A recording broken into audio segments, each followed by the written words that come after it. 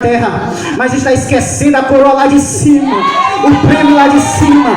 Nós estamos conquistando o prêmio lá de cima. E se você veio aqui nessa noite, não com intenção de nada, nem de se mostrar, nem roupa, nem nada, mas sim por causa da coroa. Tudo isso, esse sofrimento que você está passando, irmão João, esse sofrimento que você está passando é por causa da coroa.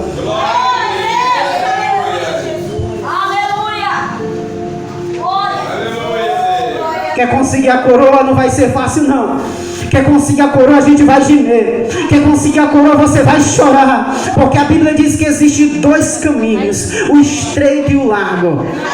O estreito, ele é apertado, é espinhoso. E se ele é espinhoso, quer dizer que a gente vai chorar, que a gente vai gemer, a gente vai ouvir tanta coisa que a gente vai ficar triste.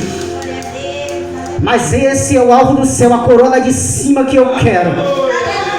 Mesmo que eu não tenho nada aqui na terra, riqueza, mas se a coroa lá em cima está guardada, é o mais importante. Ela manda lava cheia. A tua coroa é valiosa. Você está lutando por ela. Se não fosse por causa dessa coroa, a gente já teria desistido.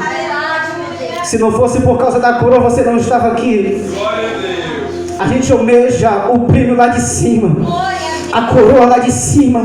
Você pode estar sofrendo, pode tentar parar a gente, tentar fechar as igrejas, mas não para não, não para não. A igreja fica forte, a igreja entra em oração, é aí que a igreja cresce em oração. Eu quero ver se tem igreja nessa noite, a igreja, o povo de Deus que está com essa coroa, aguardando o prêmio da vitória. Cadê você nessa noite? Faça alguma coisa para Deus nessa noite. Que Deus tenha a coroa. Eu não estou aqui para oferecer ouro nem prata. Alabaia Súria. Eu não estou aqui para oferecer uma coroa de ouro daqui da terra.